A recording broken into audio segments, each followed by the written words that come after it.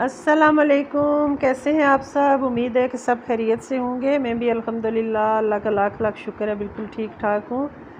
आज ये हमारे गेस्ट आए हुए हैं बड़े ख़ास, मेरी बहन और मेरी भांजी। तो हमने इनके लिए ये देखें खाना तैयार किया है माशाल्लाह से। ये देखें, ये बिरयानी है, ये सैलड है, ये कबाब हैं और इसके अलावा मैं आपको दिखाती हूँ। ये देखें, कोल्ड ड्रिंक्स भी ले आओ बेटा। ये देखें, ये भी सैलड है और ये कबाब्स हैं और ये बिरयानी है। Cold drinks.